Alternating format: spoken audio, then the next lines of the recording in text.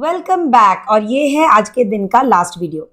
और इस वीडियो में हम एक बहुत इंपॉर्टेंट टॉपिक कवर कर रहे हैं, इसलिए requesting you to keep your full focus here in this video. Next 20 minutes के लिए अपना पूरा फोकस दीजिए, क्योंकि एक बहुत इंपॉर्टेंट टॉपिक है, इसको समझना जरूरी है। So what is the topic? The topic is why 96% entrepreneurs fail. एक इटालियन इकोनॉमिस्ट हुआ करते थे जिनका नाम था विल्फ्रेडो परेटो। परेटो ने एक लॉ दिया था जिसको हम परेटोज प्रिंसिपल के नाम से जानते हैं, या more popularly it is known as the 80-20 rule.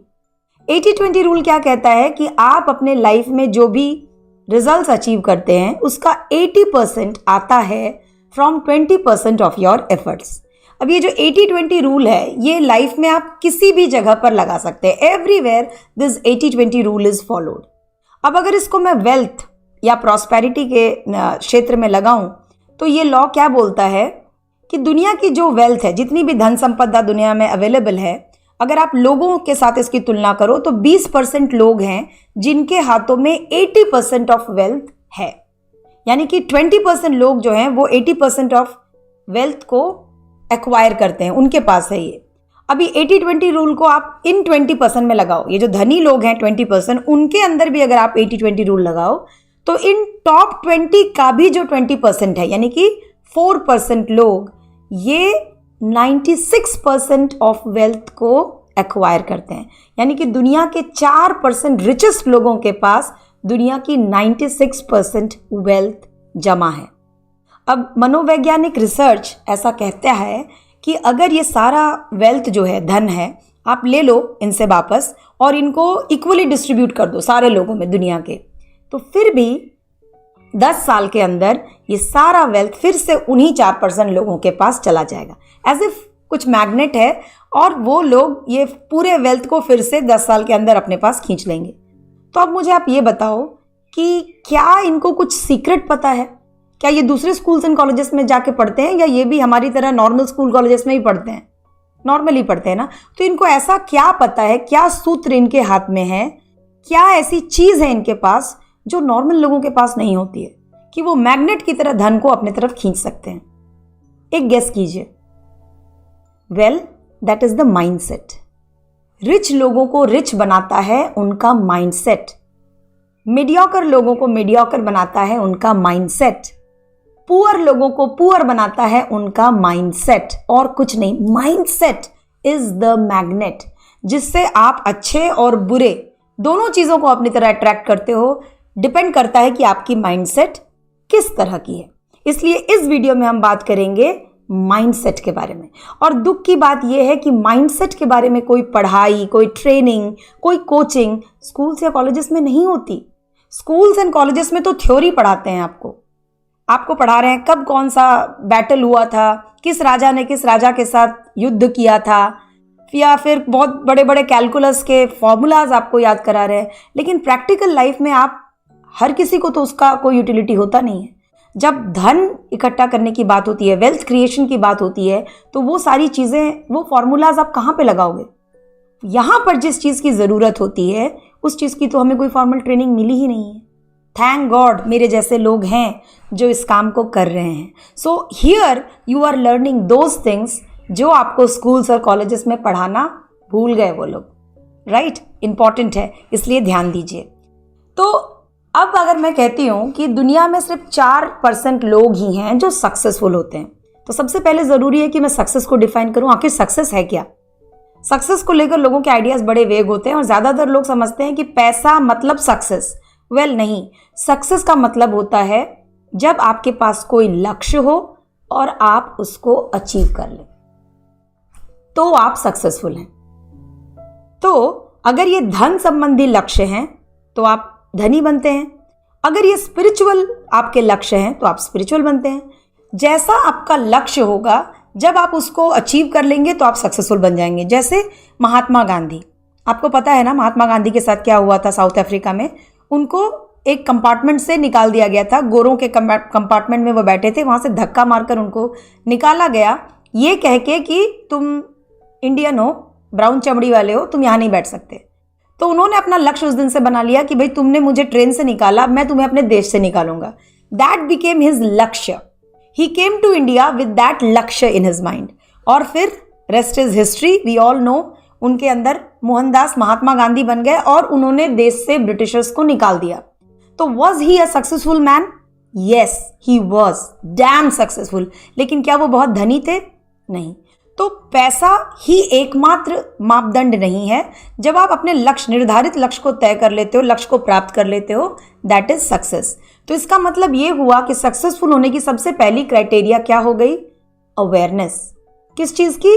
Goals की, लक्ष्य की। अगर आपने पहले से तय नहीं किया है कि आपको क्या चाहिए, तो फिर आपको मिलेगा कैसे वो? और यही सबसे बड़ी प्रॉब्लम है। अगर आप दुनिया में ज्यादातर लोगों को देखो तो वो गोल गोल गोल गोल घूम रहे हैं, कोल्हू के बैल की तरह रूटीन वर्क कर रहे हैं।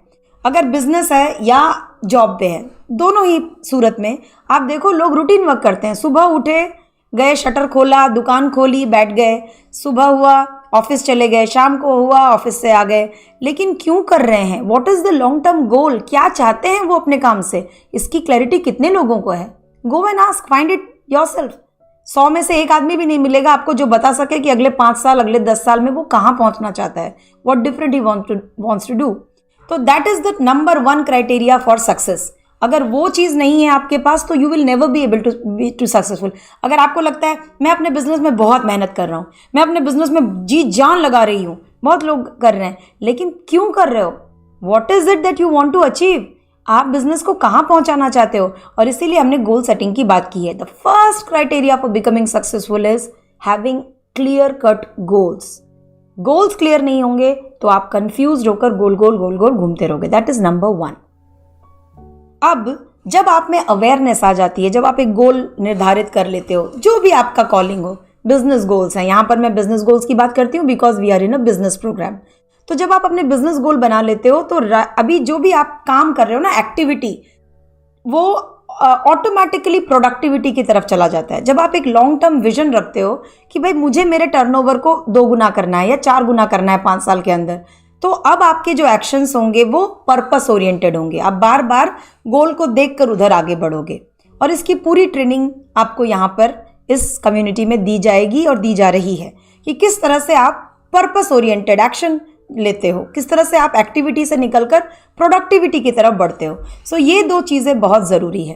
अब मैंने देखा है और आपने भी देखा होगा कि बहुत सारे ऐसे लोग होते हैं जो गोल्स बनाते हैं, गोल्स लिखते हैं और मेहनती हैं, वो चाहते हैं अपने गोल्स को अचीव करना, उसके हिसाब से वो प्लान भी कर रहे हैं, टू डू लिस्ट भी बना रहे हैं, everything technically they are doing good, लेकिन उसके बाद भी उनको रिजल्ट्स नहीं मिल रहे। क्या आपने ऐसा देखा है कि 2 लोग एक ही काम करते हैं लेकिन 2 अलग अलग रिजल्ट्स मिल रहे हैं दोनों को?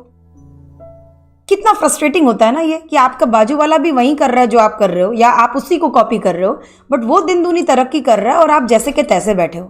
How many of you have been here? I have been here. My god, कितना फ्रस्ट्रेटिंग होता है।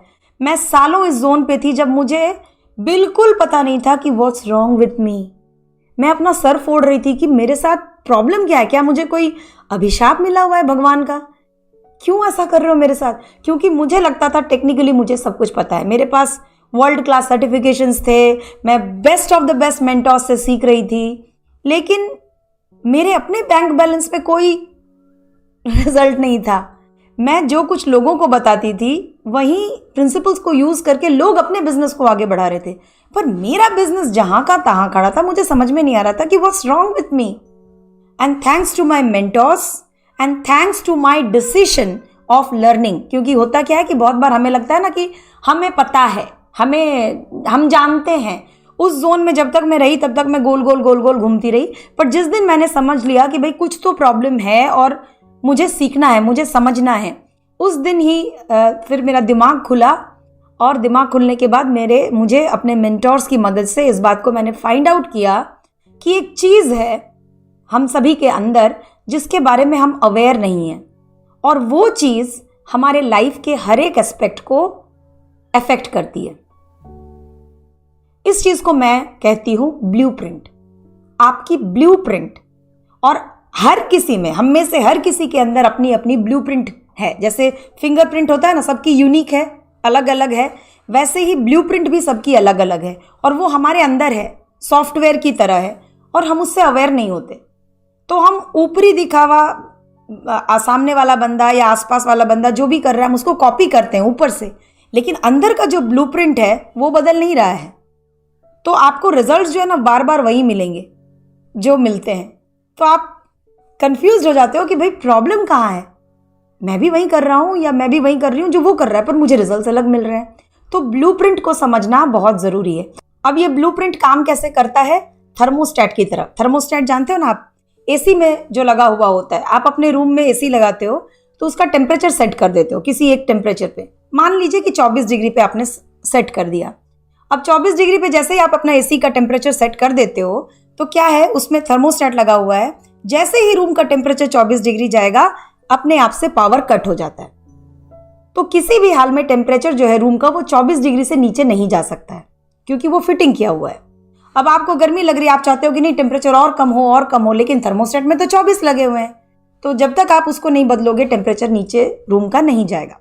लॉजिक ना, कॉमन सेंस है, ये तो पता है, लेकिन वो इसलिए पता है क्योंकि आपको वो 24 लिखा हुआ दिख रहा है। इसी तरह से हमारे अंदर भी ब्लूप्रिंट में, चाहे वो रिलेशन हो, चाहे फाइनेंस हो, चाहे बिजनेस हो, हर चीज में नंबर फिटिंग की हुई है। और जो नंबर फिटिंग किया हुआ है वही रिजल्ट आपको अपने लाइफ में मिलता है, उससे आगे पीछे वो नहीं हो सकता। तो हम कॉन्शियसली चाहते हैं कि नहीं, मेरे सामने वाला बहुत तरक्की कर रहा है, मुझे भी करना है, मैं सब कुछ करूंगी जो वो कर रहा है, लेकिन अंदर की थर्मोस्टेट तो मैंने बदली नहीं, नंबर तो वही है, तो रिजल्ट्स मुझे बार बार वही मिलेंगे। So that important is your blueprint.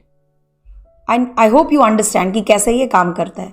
तो ब्लूप्रिंट ऐसी चीज है कि आप अपने लाइफ के रिजल्ट्स में जितना भी सर फोड़ो, जितना भी हाथ पांव मारो, आप अपने लाइफ के रिजल्ट्स को तब तक नहीं बदल पाओगे जब तक आप नंबरिंग ना बदलो, अंदर जो सेटिंग की हुई है वो ना बदलो।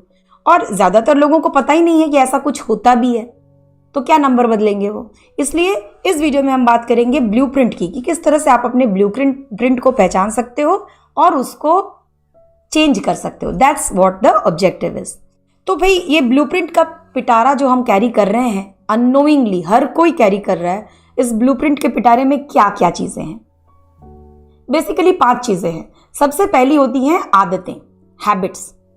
दूसरा एटीट्यूड, मनोवृत्ति, सोचने की आदत। तीसरा, चौथा और पांचवा एक दूसरे से रिलेटेड है। तीसरा है कंडीशनिंग, यानी कि प्रशिक्षण। आपका बचपन से किस तरह की प्रोग्रामिंग हुई है, क्या चीजें आपने सीखी हैं, उस कंडीशनिंग पे डिपेंड करता है कि आपके बिलीफ सिस्टम क्या बने हैं। सो फोर्थ वन इज बिलीफ, क्या मान्यताएं आप रखते हो अपने दिमाग में। और फिफ्थ इज परसेप्शन, आपकी धारणाएं, आप दुनिया को, अपने आप को, सिचुएशंस को किस तरह से परसीव करते हो, क्या धारणाएं बनाते हो। सो ये 5 चीजें हैं आपके ब्लूप्रिंट में। चलिए थोड़ा थोड़ा करके इन सभी को देखते हैं। सबसे पहला है हैबिट्स। हैबिट्स मतलब आदतें, आप जो चीजें आदतन करते हो। अब रिसर्च कहता है कि आप अपने दिन में जो कुछ भी करते हो उसका 95% हैबिट से होता है। आप खुद ध्यान दो, एक टिपिकल दिन याद करो और देखो कि आप सब कुछ हैबिट से ही करते हो। एक ही जैसी चीजें होती है जो आप हर दिन करते हो। जैसे आप बेड के जिस तरफ सोते हो आप हर दिन उसी तरफ सोते हो। जो पहला कदम आपका सबसे पहले आप नीचे उतारते हो वही है। जिस तरह से आप बाल कंघी करते हो, every day you do it like that. जिस हाथ में आप वॉच पहनते हो वो ही हैंड पे हर दिन पहनते हो। तो चीजें जो है बेसिकली आप एक जैसी करते हो। 95% चीजें जो है वो आप रिपीट करते हो, एवरी डे एक ही चीज रिपीट करते हो, और वो चीजें रिपीटेशन की वजह से अब आपकी आदत बन गई है। तो अगर अचानक से आप मुझे कहोगे कि भाई इसको, इस घड़ी को इस हाथ में पहनो, तो मुझे बड़ी डिस्कम्फर्ट होगा। नहीं, यही हाथ ठीक है। तो हम आदत में वापस चले आते हैं, राइट। तो ये होती है आदतें। और आदतें अच्छी भी हो सकती हैं, बुरी भी हो सकती हैं। सबसे पहले आपको समझना होगा कि आदतें आती कहाँ से हैं। तो कोई भी चीज़ को हम जब पहली बार करते हैं तो कॉन्शियसली करते हैं, उसमें हम अपना दिमाग लगाते हैं। लेकिन जब हम उसको रिपीट करते रहते हैं तो फिर वो हमारी आदत बन जाती है। और जब वो आदत बन जाती है तो उसके लिए हमें एक्टिवली अपना ब्रेन नहीं लगाना पड़ता। इसलिए नेचर ने हमें आदतों की ये जो चीज़ है, ये जो सिस्टम है, वो इसलिए मिला है नेचर से कि आपको इतना ब्रेन एनर्जी मतलब खर्चा ना करना पड़े। आप ब्रेन जो है वो अपनी एनर्जी सेव करे, क्योंकि आप हैबिट से काम कर रहे हो। तो याद कीजिए, जब पहली बार आपने चम्मच से खाना खाया होगा बचपन में, जब 1-1.5 साल के रहे होंगे, तो मम्मी ने चम्मच दिया होगा और आपका हाथ जाकर यहाँ लगता होगा। फिर खाना उठाया, यहाँ लगा, फिर उसको बार बार करते करते करते करते करते करते अब जो स्पून है वो बार बार आपके मुंह में ही जाता है। और अगर आज मैं आपसे कहूं कि बिना देखे आपको खाना है, आंखों में पट्टी बांध देती हो, अब आप खाने को उठाओ और खाओ, तो I think it's very easy, हम कर सकते हैं, बिना देखे भी खा सकते हैं। एक प्लेट रख लिया और उसको खाते रहेंगे, उसके लिए मुझे आंख यूज करने की जरूरत ही नहीं है। तो आप ऐसा क्यों कर सकते हो? बिकॉज आपने हजारों टाइम ये किया होगा, तो रिपीटेशन से ये अभी आपकी आदत बन गई है।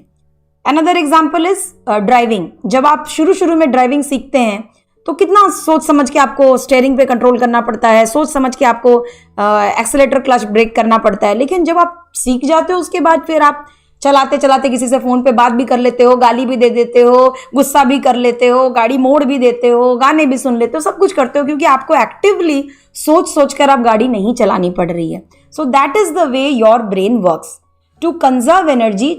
जिन कामों को आप बार बार रिपीट करते हैं वो आपकी आदतें बन जाती हैं। अब आदतें एक बार जो बन गई तो वो बड़ी दृढ़ हो जाती हैं, पक्की हो जाती हैं और आप उनको बदल नहीं सकते। हैबिट्स के बारे में कहा जाता है कि अगर आप हैबिट्स लिखो HABITS और उसमें से H हटा दो, अ बिट स्टेज। अब अगर A भी हटा दो, बिट स्टेज। अब अगर B भी हटा दो, स्टिल इट स्टेज। तो हैबिट जो बन गई उसको बदलना फिर बहुत मुश्किल होता है। जितनी आसानी से ये हैबिट्स बनते हैं उतनी आसानी से ये बदले नहीं जा सकते। अब आपकी आदतें आपको बनाती हैं, जिस तरह की आदतें आपकी हैं उस तरह से आपके लाइफ में रिजल्ट्स मिलेंगे। और प्रॉब्लम क्या है, आपकी आदतों को लेकर आप कॉन्शियस नहीं है, क्योंकि हैबिट्स जो है जैसे ही वो रिपीटेटिव मोड में चली गई तो वो सबकॉन्शियस प्रोग्रामिंग में चला जाता है, ऑटोमेटिक होने लग जाता है। अब आप कॉन्शियसली अपना ब्रेन यूज नहीं कर रहे हैं।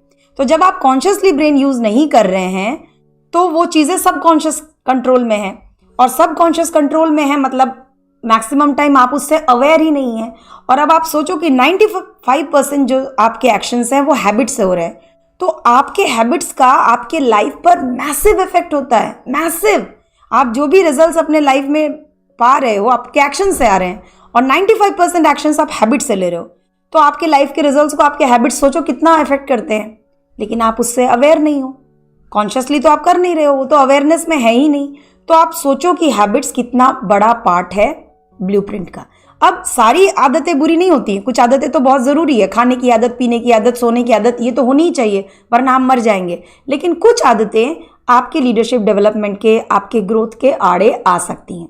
अगर आपकी अच्छी आदतें हैं, हर दिन पढ़ने की आदत है, अपने इंडस्ट्री रिलेटेड नेटवर्किंग की आदत है, आपको अपने नए टेक्नोलॉजीज के बारे में पढ़ने की आदत है, हेल्थ रिलेटेड गोल्स बनाकर आपको हर दिन एक्सरसाइज करने की आदत है, स्पिरिचुअल काम करने की आदत है, तो ये तो अच्छी आदतें हैं, ये इनसे आपके लाइफ में अच्छे रिजल्ट्स आपको मिलेंगे।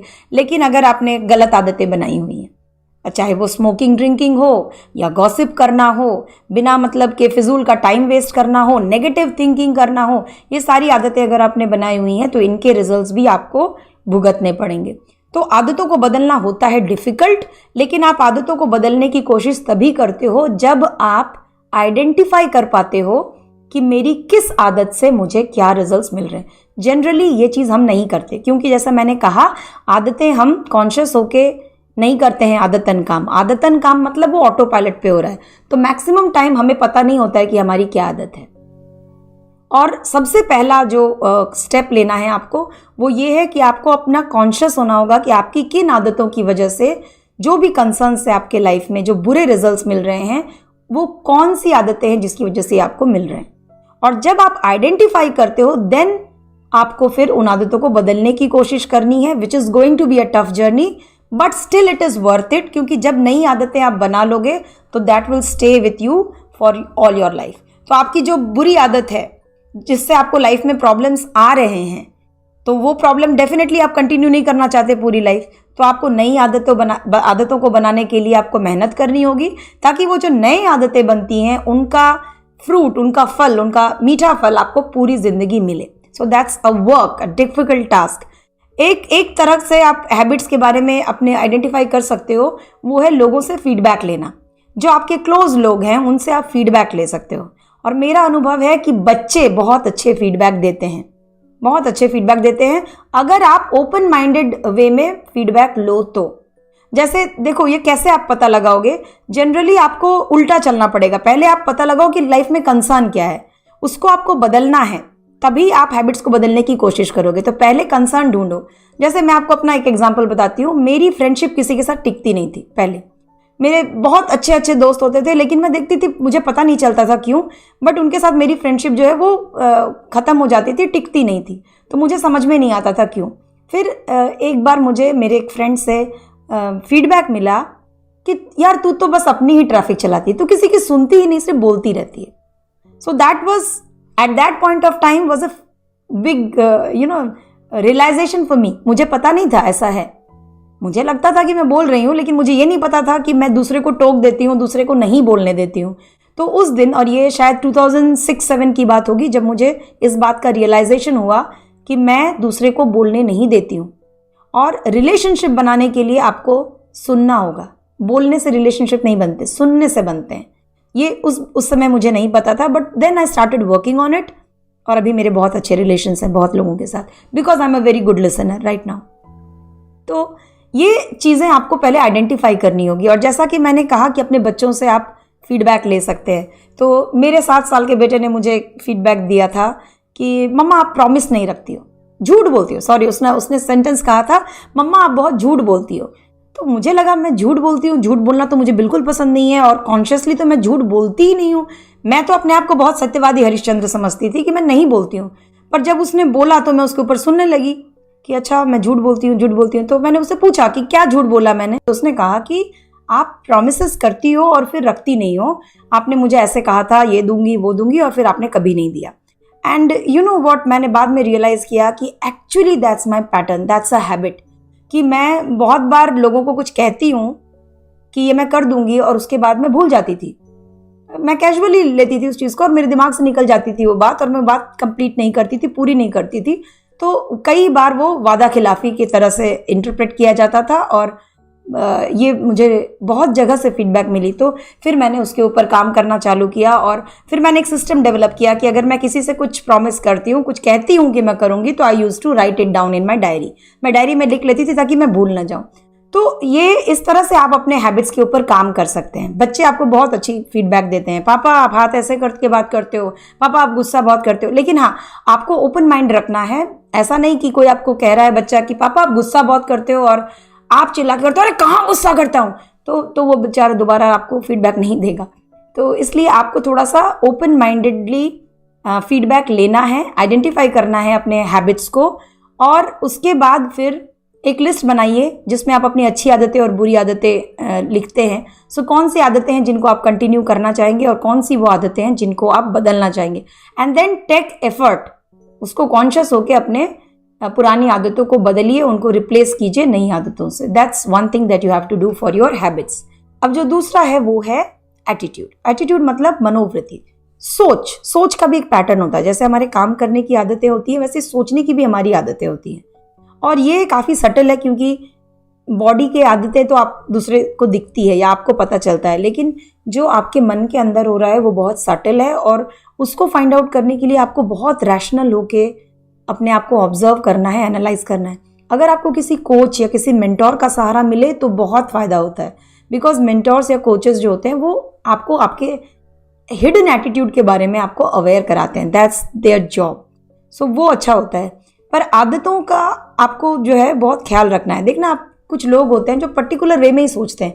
कुछ लोग मैंने देखे हैं जो हर एक प्रॉब्लम में सोल्यूशन फोकस्ड होते हैं। कितना भी बड़ा प्रॉब्लम हो, वो कुछ ना कुछ सोल्यूशन उसका ढूंढ ही लेते हैं। और कुछ दूसरे तरह के लोग भी होते हैं जो कितना भी बड़ा आप उनको सोल्यूशन दे दो, वो उसमें से भी प्रॉब्लम ढूंढ कर ही निकालेंगे। सो इसी को हम ब्रॉड वे में पॉजिटिव माइंडसेट या नेगेटिव माइंडसेट कहते हैं। अब जब मैं पॉजिटिव माइंडसेट कहती हूँ तो मैं ये नहीं कह रही हूँ कि आप हर समय खुश रहिए, हर समय मुस्कुराते रहिए, चाहे आपका पैर भी टूट जाए फिर भी आप मुस्कुराते रहिए कि आप पॉजिटिव है। ऐसा कुछ नहीं है। अगर पैर टूटेगा तो चोट लगेगी तो आंख से आंसू आएंगे, दैट्स ओके। लेकिन पॉजिटिव माइंडसेट रखने का मतलब मेरे हिसाब से इतना है कि अगर लाइफ में कोई भी सिचुएशन आए, कोई क्राइसिस सिचुएशन आए, और क्राइसिस सिचुएशन तो सबके लाइफ में होती है। कोई ऐसा इंसान है जिसके लाइफ में क्राइसिस कभी था ही नहीं। आप इवन भगवान जब इंसान बन के आए तो उनके लाइफ के क्राइसिस देखिए, क्या बड़े बड़े क्राइसिस थे उनके। तो जब भी क्राइसिस लाइफ में आता है तो आपको एक माइंडसेट रखना है कि भाई ये जो हुआ मेरे साथ, इससे मेरे लिए क्या लर्निंग है और इससे मुझे कैसे आगे बढ़ना है। Only that is required to have a positive mindset. That's what I mean. मैंने जनरली देखा है कि लोग जो है ना दो तरह के माइंडसेट रखते हैं जब लाइफ में चैलेंजेस आते हैं। पहला ये कि वो ब्लेम करेंगे दूसरे को, दोषारोपण, और बहुत इजीली पिक्ड अप कंडीशनिंग है। बचपन से ही हम सीख जाते हैं दूसरे पर दोष डाल देना। आप अपने बच्चे से पूछो कि नंबर क्यों कम आए टेस्ट में, और वो आपको कहेगा पेपर बहुत टफ था, या टीचर अच्छी नहीं है, अच्छे से नहीं पढ़ाया, या टीचर ने अच्छे से चेक नहीं किया। और हम बड़े हो जाते हैं और इसी आदत के साथ रहते हैं, तो लाइफ में कुछ भी प्रॉब्लम है ना तो दूसरे के ऊपर ही डालेंगे।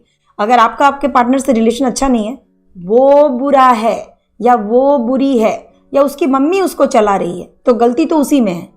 अगर आपका बिजनेस ठीक नहीं चल रहा है तो गवर्नमेंट खराब, पॉलिसीज खराब, टैक्सेस, जीएसटी, और कोई नहीं मिला तो किस्मत खराब है मेरी, भगवान खराब है, टाइम खराब चल रहा है मेरा। लेकिन किसी न किसी तरीके से हम ब्लेम तो दूसरे को ही करते हैं, दोषारोपण दे देते हैं। अभी ये ठीक है, यहाँ तक दूसरे के ऊपर दे दिए, अपने हाथ झाड़ लिए, अब साफ हो गए। लेकिन इससे क्या होता है कि हम अपने लाइफ का जो रिमोट कंट्रोल है वो दूसरे को दे रहे हैं। तो क्योंकि मेरी इसमें कोई गलती ही नहीं है, मेरा कुछ करना ही नहीं है इसमें, तो मेरे हाथ में तो पावर है ही नहीं, जो है दूसरे के हाथ में।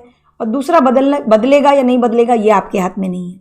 तो जब हम ब्लेम करते हैं लोगों को तो हम अपना पावर दूसरे को दे देते हैं, पहली चीज़। दूसरा एटीट्यूड होता है लोगों का किसी भी कंसर्न को लेके कैजुअल रहना। छोड़ो ना भाई, हमें क्या करना है, चल रहा है ना, चलता है ना। वो हमारे इंडिया में तो हमें बड़ी आदत होती है, जब तक कोई चीज़ मशीन है बिगड़ रही है ठाक ठूक के चलाते रहेंगे, जब तक कि वो पूरी मतलब उसका दम ना निकल जाए तब तक उसको ठप ठप करके चलाते रहे। चलाते रहने वाले एटीट्यूड हमें बहुत होता है। चल रहा है ना, चलता है ना। तो अगर आप देख रहे हो कि घर में रिलेशन टॉक्सिक हो रहे हैं, उसके बाद भी आप बात नहीं करते, चलो ना हमें लफड़े में क्यों पड़ना है, चलो ना जैसा चलता है चलने, ये भी राइट एटीट्यूड नहीं है। क्योंकि चलता है वाला एटीट्यूड धीरे धीरे वो रिग्रेस ही करेगा और नीचे ही जाता रहेगा। तो what should be the right attitude then? Right attitude is taking responsibility of your life. अपना पावर अपने हाथ में ले लीजिए। मेरी लाइफ जैसी भी है, अच्छी है या बुरी है, वो मेरे लिए है। और अगर कंप्लीटली नहीं भी है तो भी मेरा एक बहुत सिग्निफिकेंट, बहुत मेजर रोल है। तो अगर मेरे पार्टनर से अच्छा रिलेशन नहीं है, भले मेरा पार्टनर मेरी नज़रों में दोषी है, फिर भी मैं क्या कर सकती हूँ उसके लिए, उस रिलेशनशिप को बेटर करने के लिए, अगर मुझे पता है कि वो रिलेशनशिप मेरे लिए ज़रूरी है। अगर मेरे पार्टनर से मेरा रिलेशन अच्छा नहीं है तो इसका बैड इफेक्ट मेरे पेरेंट्स पे पड़ता होगा, मेरे बच्चों पे पड़ता होगा, और वो बैड इफेक्ट हटाने के लिए मुझे ये रिलेशनशिप ठीक करना है। और उस रिलेशनशिप को ठीक करने के लिए मेरा क्या रोल होगा, what can I do to make this relationship better? That's the right kind of attitude that we should pick. मैं इसको ABC कहती हूँ। B और C एटीट्यूड क्या है? ब्लेमिंग का एटीट्यूड और कैजुअल रहने का एटीट्यूड। हमेशा A एटीट्यूड रखिए, अकाउंटेबिलिटी का एटीट्यूड। मुझे क्या करना है, ये जो मेरे लाइफ में समस्या है इसमें मैं क्या कर सकता हूँ या कर सकती हूँ, how can I make it better? चाहे वो रिलेशनशिप का इशू हो, चाहे वो वेल्थ का, बिजनेस का इशू हो।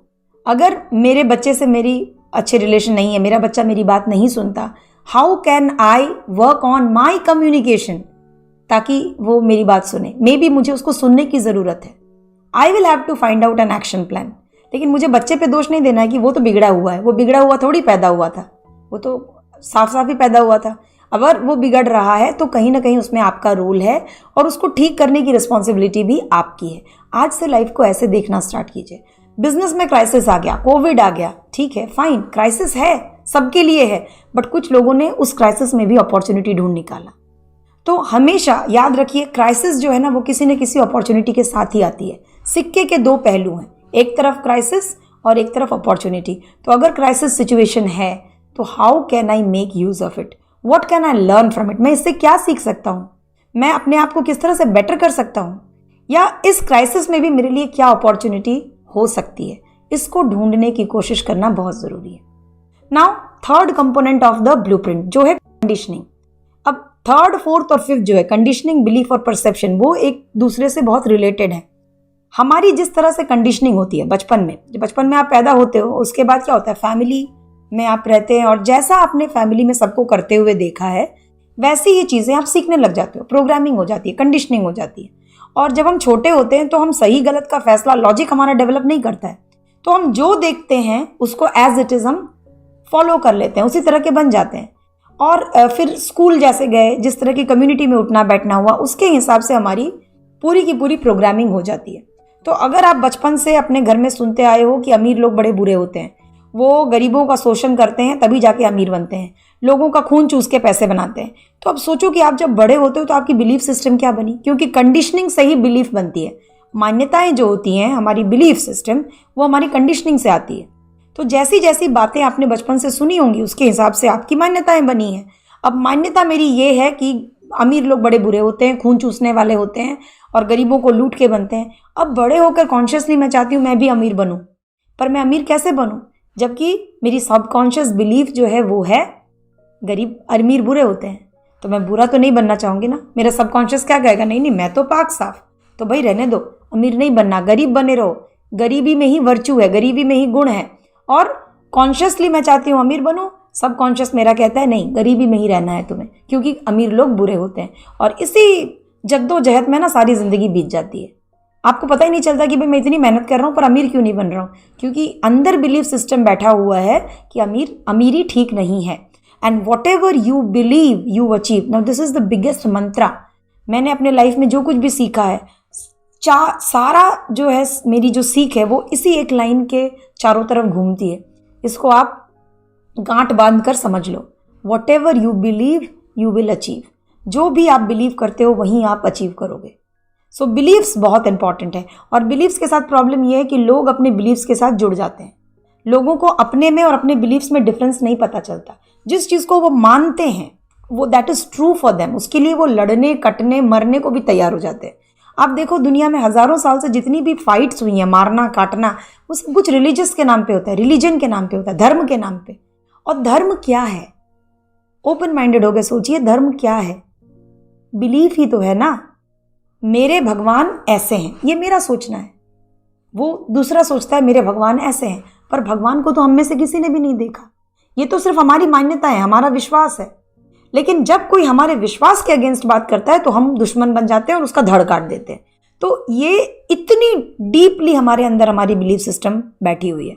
तो आप सोचो कि अपने बिलीव्स को फाइंड करना कितना डिफिकल्ट होगा। बट बिलीव्स को फाइंड करने के लिए सबसे पहले आप सेम मैं कहूँगी बैक कैलकुलेशन कीजिए। आपके लाइफ के रिजल्ट्स को देखिए, क्या ऐसी चीज़ है जो आप पाना चाहते हो पर पा नहीं पा रहे हो। जब ऐसी कोई चीज़ आपको फाइंड करोगे आप कि आप पाना चाहते हो पर आप पा नहीं रहे हो, तो समझना कि आपको किसी बिलीफ ने पकड़ा हुआ है, जकड़ा हुआ है। और then try to find out कि व्हाट इज दैट बिलीफ। और जिस दिन आपने बिलीफ को फाइंड आउट कर लिया, और ज़्यादातर बिलीफ हमें कब मिलती हैं? बचपन में, जब हम रैशनल नहीं लगा पाते, छोटे होते हैं, जो सुनते हैं वहीं एक्सेप्ट कर लेते हैं। तो टीचर कहता है तू नालायक है, तू मैथ्स में फेल हो गया, और बैठ जाती है वो दिमाग में कि मैं नालायक हूँ। अब आप बिजनेस करना चाहते हो, आपके पास आइडियाज़ हैं, सब कुछ है, लेकिन जब भी रिजल्ट्स की बात आती है तो नालायक वाली बात आ जाती है और कुछ ना कुछ नालायकी हो जाती है और रिजल्ट्स मिलते नहीं हैं। तो बहुत छोटी छोटी इंसिडेंट्स होते हैं बचपन में। मेरे अपने भी बहुत सारे बिलीफ सिस्टम्स थे। Someday I will talk to you about those. ये वीडियो बड़ा हो रहा है, यहाँ पे नहीं बात कर रही हूँ, बट बहुत सारे बिलीफ सिस्टम्स मैंने भी फाइंड आउट किए जिसकी वजह से मैं बहुत लिमिटिंग बिलीव्स थे मेरे, जिसकी वजह से मैं अपने आप को लिमिट कर रही थी। लेकिन जब धीरे धीरे मैंने उन बिलीफ सिस्टम्स को फाइंड आउट किया तो सक्सेस बिकम्स ऑटो पायलट। फिर जैसे आपका बिलीफ चला जाता है तो आप फर से निकल जाते हो, फिर आपको मेहनत, फिर वही चीज़ हो जाती है। लॉ ऑफ अट्रैक्शन बोल लो आप उसको या कुछ भी कह लो, तब वो काम करने लग जाता है और आप देखते हो कि आप जितना मेहनत कर रहे हो उससे भी कई गुना ज़्यादा आपको रिजल्ट्स मिल रहे हैं। तो बिलीव्स को ढूंढना बहुत बहुत ज़रूरी है। और फिर उसके बाद अगर कोई लिमिटिंग बिलीफ है, कोई गलत बिलीफ बैठाई हुई है दिमाग में, तो वो बिलीफ आपको डिलीट करना होगा, वो बिलीफ सिस्टम से आपको पीछा छुड़ाना होगा। और फिफ्थ जो है वो है परसेप्शन। ये कंडीशनिंग से बिलीफ आते हैं और जैसी आपकी बिलीफ होती है वैसी आपकी धारणाएं होती हैं। तो अगर बचपन से आपकी जो बिलीफ सिस्टम है वो बन गई है कि अमीरी खराब है, अमीर लोग खराब है, तो आप किसी भी अमीर इंसान को देखोगे वो कितने भी प्यार से आपके साथ पेश आए, आपके मन में क्या धारणा बनेगी? गलत इंसान है, ज़रूर इसके मन में कुछ तो चल रहा होगा, मेरा कुछ तो ये फ़ायदा उठाना चाहता होगा, क्योंकि आपके दिमाग में क्या है? अमीर लोग तो खून चूसते हैं। तो ये जो धारणाएं हैं वो एक तरह से एक चश्मे होते हैं। जैसे आपने अगर कोई कलर का चश्मा पहन लिया तो अब आपको दुनिया उसी कलर की दिखती है। तो हर किसी इंसान के माइंड में एक स्टोरी मेकिंग मशीन है। आप चीज़ों को देखकर, लोगों को देखकर, सिचुएशन को देखकर अपने हिसाब से एक स्टोरी बना लेते हो, और ये स्टोरी बनती है, ये धारणाएं बनती हैं आपके बिलीफ सिस्टम्स के बेसिस पे। और आपकी बिलीफ सिस्टम्स कहाँ से आ रही है? कंडीशनिंग, बचपन में जो आपकी प्रोग्रामिंग हुई है उसके बेसिस पे। तो ये है आपका ब्लूप्रिंट। ये जो चीज़ें मैंने बात की, इन चीज़ों के ऊपर डिपेंड करता है कि आप अपने लाइफ में क्या अचीव कर रहे हो। और जब आप अपने ब्लूप्रिंट को बदल लोगे, ब्लूप्रिंट को सपोर्टिव बना लोगे, तो फिर आपको फिर इतनी जद्दोजहद नहीं करनी पड़ेगी। देन लाइफ बिकम्स ईजी, क्योंकि आप काम करेंगे और आपको रिजल्ट्स मल्टीप्लाई होके मिलेंगे, बिकॉज अंदर का सिस्टम जो है वो बिल्कुल अभी तैयार हो चुका है। सो गुड न्यूज़ यहाँ पर ये है कि आप रीप्रोग्रामेबल हो। फिंगरप्रिंट्स को बदल नहीं सकते, लेकिन अंदर के ब्लूप्रिंट को बदला जा सकता है, which is the biggest good news. और कल हम बात करेंगे इसी के ऊपर कि किस तरह से आप अपने माइंड की शक्तियों को यूज़ कर सकते हो, कैसे आप अपने आप को रीप्रोग्राम कर सकते हो। जो भी आपकी कंडीशनिंग हुई है, अगर गलत हुई है तो उसको बदला जा सकता है। अगर, क्योंकि देखिए, इंसान बड़ा खास प्राणी है। इंसान ही वो प्राणी है जिसके पास ये क्षमता है कि वो अपने सोच के बारे में भी सोच सके, ऐसा कोई और नहीं कर सकता। तो हम में वो पोटेंशियल भगवान ने दिया है कि आप अपने सोच के पैटर्न को भी सोच कर बदल सकते हो। जो भी कंडीशनिंग हुई है, जो भी गलत बिलीफ सिस्टम्स हैं, अगर वो आपको अभी लाइफ में सर्व नहीं कर रहे हैं, अगर आपको उससे फ़ायदा नहीं हो रहा है, तो आप कॉन्शियसली उनको चेंज कर सकते हो। और जब आपकी सबकॉन्शियस प्रोग्रामिंग में बदलाव हो जाएंगे, रिक्वायर्ड चेंजेस हो जाएंगे, तो आपको अपने लाइफ में ऑटोमेटिक उसके रिजल्ट्स दिखेंगे, क्योंकि जैसा अंदर होता है बाहर तो उसका रिफ्लेक्शन है। तो अंदर की ब्लूप्रिंट जब बदल जाएगी, जब बिलीफ सिस्टम आपके एम्पावरिंग हो जाएंगे, तो आपको अपने आप उसका रिफ्लेक्शन जो है अपने आउटर वर्ल्ड में भी दिखेगा। आपकी क्वालिटी ऑफ लाइफ अच्छी हो जाएगी, रिलेशनशिप बेटर होने लगेंगे, बिजनेस में ग्रोथ मिलेगा, लाइफ में happiness, peace, everything you will get, everything is created inside. आपको सिर्फ ये सीखना है कि किस तरह से हमें वो चीज़ अंदर क्रिएट करनी है, बाहर तो उसका रिफ्लेक्शन आपको मिल जाएगा। सो कल जो 3rd डे का हमारा सेशन है, that is all about unlocking your potential. किस तरह से आप अपने माइंड की शक्तियों को यूज़ करके अपने आप को रीप्रोग्राम करके हेल्थ, वेल्थ और सक्सेस के लिए एक मैग्नेट बन सकते हो। You can attract everything in your life. Okay, so that's what we will discuss tomorrow. चलिए, आज के लिए इतना ही। Thank you so much 2nd day complete करने के लिए। कल मिलूंगी आपसे। बाय।